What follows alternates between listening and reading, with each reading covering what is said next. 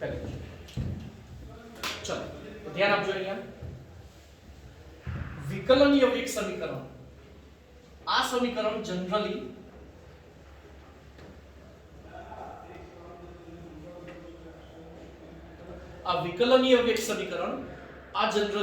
કોઈ પણ પ્રક્રિયામાં જે તે પ્રક્રિયકના સંદર્ભમાં પ્રક્રિયાનો ક્રમ કેટલો હોય એ દર્શાવે. જેમ કે હું એક પ્રક્રિયા લખું 5Br plus BrO3 1 plus 6H plus gives 3Br2 વત્તા 3H2. બરાબર? આ એક રાસાયણિક પ્રક્રિયા છે.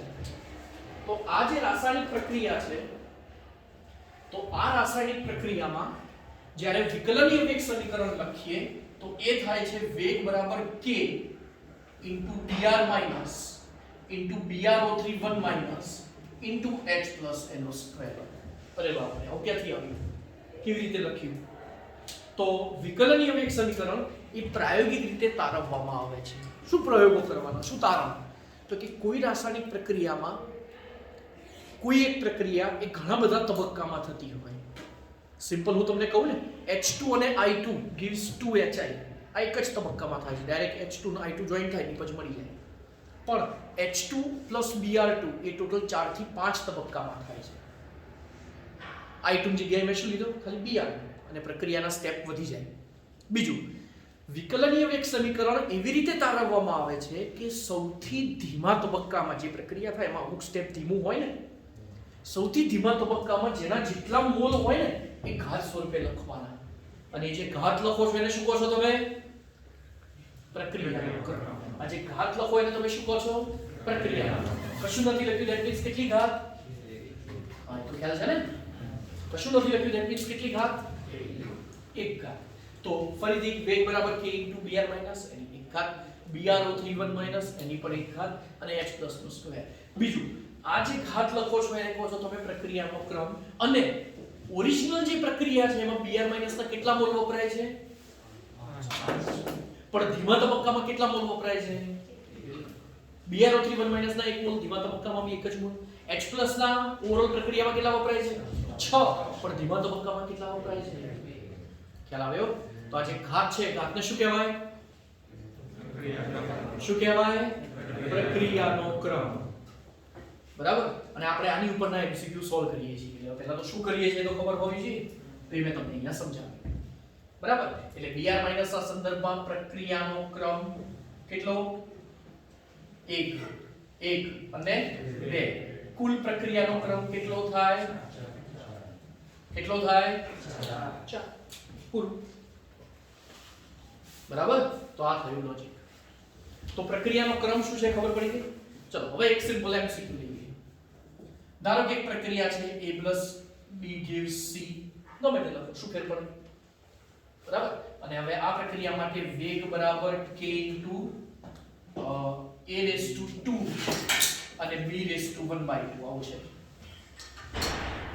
બરાબર? A અને B બંનેની સાંદ્રતા 4 ગણી કરતા વેગ નવો પ્રક્રિયા વેગ, આખું પહેલી વાર છે તો આખું સ્ટેટમેન્ટ લખું છું. નવો પ્રક્રિયા વેગ જૂના પ્રક્રિયા વેગ કરતા કેટલા ગણો થશે? નવો પ્રક્રિયા વેગ જૂના પ્રક્રિયા વેગ કરતા કેટલા ગણો થાય એ આપણે પૂછ્યું છે. તો આ છે પ્રક્રિયા, વેગ બરાબર k A² B⁻1/2. બરાબર? તો પહેલા છે ને જો JEE માં ટોટલ આપણે ક્વેશ્ચન કેટલા આવે છે? 20 અને 5 આપણે ન્યુમેરિકલ ટાઈપના. હવે કદાચ સિસ્ટમ બદલી 25 5 હવે 25 5 કરી એટલે MCQ થોડાક સહેલા કરી દીધા. બરાબર? તો હવે કહેવાનો મતલબ શું છે કે પર ચેપ્ટર એવરેજ એક ક્વેશ્ચન થયો. અમુક દાખલા વાળા જેવું જરૂરી નથી કે મને દાખલા વાળા જ પૂછે, કોઈ પણ પૂછી શકે. બરાબર? અથવા જે ચેપ્ટરનો દાખલો ના હોય એના પાસે દાખલા પ્રમાણે બી પૂછે. તો કહેવાનો મતલબ એ છે કે જ્યારે તમારે કોઈ પણ જે તે ચેપ્ટરની તૈયારી કરવાની હોય તો જે તે ટોપિક તમારે તૈયાર કરવાનો થાય અને એમાં પાછી સ્પીડ કરવાની થાય. એટલે અત્યારે હું પહેલા રેગ્યુલર મેથડથી કરાવું છું, જ્યાં સપોઝ તમને ગુજરાત બોર્ડમાં પૂછ્યો છે આ 2 માર્કનો તો શું કરીશું એ રીતે, અને પછી આપણે જીનીટ પર જઈશું કે એને ઝડપી કેવી રીતે સોલ્વ કરવો. કેમ કે જવાબ આવવો એ મહત્વનો નથી, જવાબ આવવા સાથે બીજું શું મહત્વનું છે, ઓછામાં ઓછા સમયમાં તમે કેટલો જવાબ લાવો છો એ ઇમ્પોર્ટન્ટ છે. તો હવે આ સોલ્વ કેવી રીતે કરીશું, તો ચલો વેગ v1 square b raised to 1/2, નવો પ્રક્રિયા વેગ v2, અને આમાં શું કરીશું, સાંદ્રતા 4 ગણી 4, ખબર પડી. ચલો ગુણાકારનો નિયમ x * y નો હોલ સ્ક્વેર હોય તો x સ્ક્વેર ગુણ્યા y સ્ક્વેર બંનેનો સ્ક્વેર લાગે, તો બાર જે હોય બંનેને ઇફેક્ટ મળે તો શું થાય, 4 નો સ્ક્વેર 16 k * a સ્ક્વેર, અને 4 નો વર્ગમૂળ 2 * 2 raised to 1/2. ખ્યાલ આવ્યો? ઇન શોર્ટ આંકડો છે એની એ ઘાતની ઇફેક્ટ આપીને બહાર મોકલવાનો. ખ્યાલ આવે છે? શું થયું? અને આ શું હતું, સવાલ વાંચો એટલે ખબર પડી જાય. નવો પ્રક્રિયા વેગ જૂના પ્રક્રિયા વેગ કરતા કેટલા ગણો થાય, જવાબ આવે બદલી સિમ્પલ ઇન્ટિજર ટાઈપમાં પૂછે, બરાબર. સેટ ક્વેશ્ચન બદલું છું, એની સાંદ્રતા 4 ગણી અને b ની સાંદ્રતા 16 માં ભાગની કરું છું, તો આ 4 ગણી, તો શું કરીશું,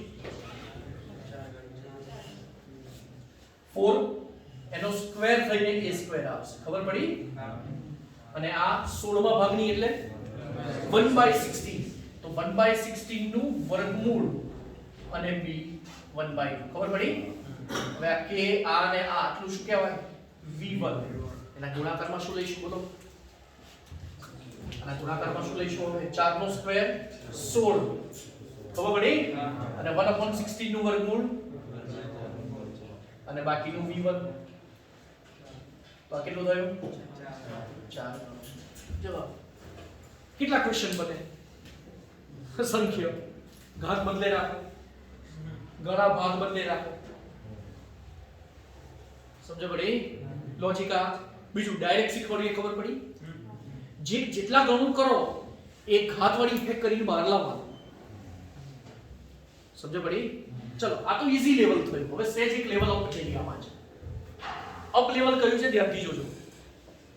હવે ધારો કે હું એમ કહું કે એક પ્રક્રિયા છે a gives b, આ પ્રક્રિયામાં a ની સાંદ્રતા 8 ગણી કરતા વેગ બમણો થાય છે. શું કીધું, a ની સાંદ્રતા 8 ગણી કરો તો વેગ બમણો થાય છે. ફરીથી a ની સાંદ્રતા 8 ગણી કરતા વેગ બમણો થાય છે. તો શું કરીશું, શું કરીશું બોલો,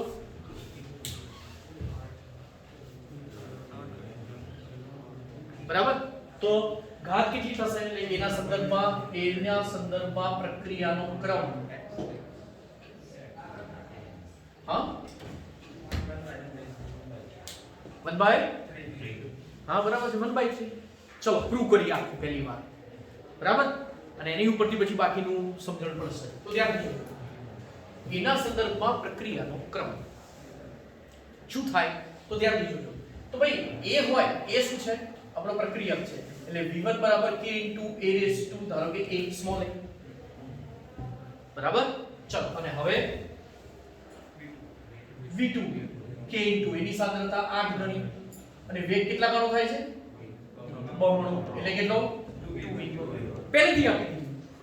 અહીંયા શું કર્યું હતું, એ નવો v2 જ પૂછ્યો હતો, બરાબર. અહીંયા v1 તો ઠીક, પણ v2 એ આપી દીધું અને સાંદ્રતા આપી દીધી અને ઘાત પૂછી છે, એટલે આના કરતા ઊંધું થયું, ખબર પડી. 3 પદ થયા, કેટલા ગણો, સાંદ્રતા કેટલા ગણી અને ઘાત, 3 વસ્તુ છે, તો 3 માંથી કોઈ પણ આપે. તો હવે v2 upon v1 law, k a raised to a, k a raised to a, v2 જગ્યાએ શું લખીશું, 2v1 upon v1, આનો મતલબ શું થાય, 8 raised to a raised to a, છેદમાં a raised to a છે, કટ. શું વધ્યું, ચલો આ ધ્યાનથી સમજો. આમે કયો આંકડો લખ્યો? વેગ જેટલા ગણો થયો એ. શું કીધું? અને આ જે આંકડો લખ્યો જેની ઘાત લખી છે એ કયો? સાંદ્રતા કેટલા ગણી થઈ એ. સમજાય છે? ફરીથી આ જે લખ્યું એ શું? અને આ શું? કેટલા ગણી થઈ અને એની ઘાત. હવે સમજો પડી? ચલો અને હવે શું કરીશું? 8 એટલે 2 નો ઘન. એકલા 2 એટલે 2 ની 1 ઘાત. આધાર સમાન, બે આધાર વચ્ચે બરાબર તો ઘાતાંક પણ સમાન. એ બરાબર કેટલા થયા? કેટલા થયા? 1/3. સમજો પડી? હવે શોર્ટમાં બીજા બધા આપણા ક્વેશ્ચન. ચલો એની સાંદ્રતા આટલું લખું છું, વેગ આટલું લખું છું. ખબર પડી? તો n પૂછ્યું છે. n એટલે પ્રક્રિયાનો ક્રમ. એટલે હવે ખ્યાલ આવી જશે. બરાબર? ધારો કે એમ લખું કે એની સાંદ્રતા 27 ગણી કરતા વેગ 9 ગણો થાય છે. ફટાફટ કહો ચલો. એની સાંદ્રતા 27 ગણી કરતા વેગ 9 ગણો થાય છે. તો સાંદ્રતા જે હોય આપણે શું કરીશું? એની ઘાત n, એટલે ક્રમ n લખ્યો છે. અને સામે વેગ 9. 9 એટલે 27 એટલે 3 નો ઘન. આધાર સમાન, બે આધાર વચ્ચે બરાબર. એટલે ખબર પડે છે? હા. ડાયરેક્ટ લખીએ ને તો ઘાતાંક સમાન તો 2 = 3n, n = 3. સમજ પડી? નેક્સ્ટ એની સાંદ્રતા 16 ગણી વેગ 32 ગણો. ફટાફટ રફ કરો તો રફ કરો, વાંધો નહીં.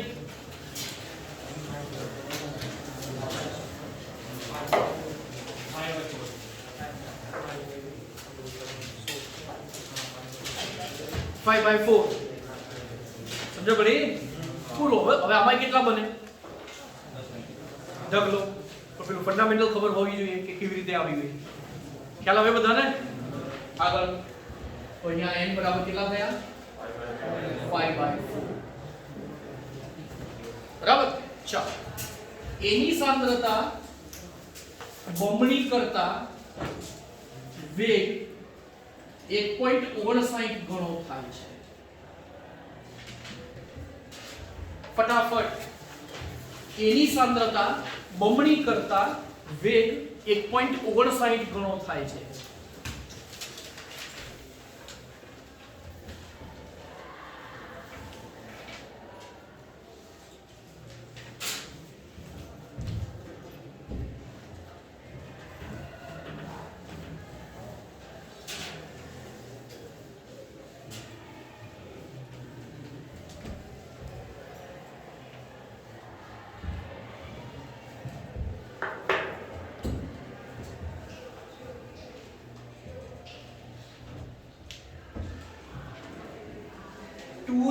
a equals 1.59. અહીં સુધી બધા પહોંચ્યા હશે. હવે શું કરવું? બે ની એવી રીતે કેટલી ઘાત લખો કે જેથી 1.59 મળે? તો બંને બાજુ log લઈ લો. મેથ્સ ના સ્ટુડન્ટ છો ભાઈ. log of 1.59 log of 2 માથે બેઠેલી આગળ ગુણાકારમાં log નો નિયમ. બરાબર? અને હવે a ઇક્વલ શું થયું? log of 1.59 અને log of 2. 15 નો 9 માં log 0.2 સમથિંગ થશે અને 2 નો log 0.30 થશે એટલે 0.3. જવાબ. બરાબર? ફાઇનલી મારે તમને આવા અઘરા એમસીક્યુ કરાવવા હતા. તો આપણે પહેલા રેગ્યુલર ક્વેશ્ચન વિથ મેથડ, બરાબર? પછી ઊંધા પેલા 1/3 વાળો એક કરાવ્યો, બરાબર? પછી સહેજ બદલ્યું, એની પણ મેથડ શીખવાડી. પછી એમાં ટિપિકલ કર્યા અને આ થયું હાઈએસ્ટ લેવલ. બરાબર? ને આવા પણ ઢગલો પૂછે. હવે તમને કોઈ પણ પૂછે ખબર પડી ગઈ, જેટલા ગણી હોય એની ઘાત લખવાની. બરાબર? ચાલ છેલ્લો એક a + b gives c પ્રક્રિયા છે. a ની સાંદ્રતા 16 ગણી અને b ની સાંદ્રતા 27 ગણી કરતા વેગ 12 ગણો થાય છે. તો a અને b ના સંદર્ભમાં પ્રક્રિયાના ક્રમ.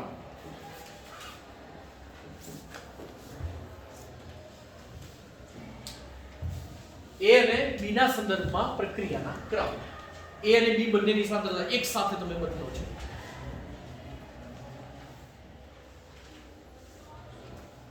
તો હવે આમાં પોસિબલ હોય તો રેગ્યુલર મેથડ થી કરશો તો જ મગજમાં બેસશે.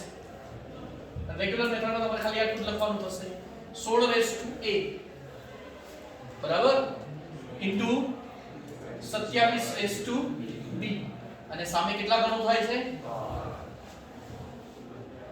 ચાલ 12 ના આપણે અવયવ પાડીએ તો 2 × 2 × 3 2 દુ 4 અને 4 તરીક 12 એટલે 4 અને 3. હવે બોલો ખબર પડી જાય. બંનેની ઘાત 1. 16 માંથી 4 લાવવા માટે શું કરવું પડે? ખબર પડી? અને 27 એટલે 3 ની 3 ઘાત. બરાબર? તો આ 1 ને આની સાથે જોઈન્ટ કરો, આ 1 ને 3 ની સાથે જોઈન્ટ કરો. a બરાબર અને b બરાબર 1/3. સમજો પડી? બરાબર? એટલે આમાં બે વાળા થયા ડબલ. અત્યાર સુધી એક સિંગલ આપ્યા તમને. હવે આવા બે વાળા. લોજિક બધામાં છે. બરાબર? તો એક ટોપિક વ્યવસ્થિત આપણે પૂરો કર્યો. કયો? પ્રક્રિયાનો ક્રમ નક્કી કરવો અથવા તો પ્રક્રિયા કેટલા ગણી, પ્રક્રિયાની સાંદ્રતા, પ્રક્રિયકોની સાંદ્રતા કેટલા ગણી કરો અને વેગ કેટલા ગણો થાય એવા બંને ઉલટ સુલટ કરાવી દીધા. બરાબર? લેક્ચર પૂરો.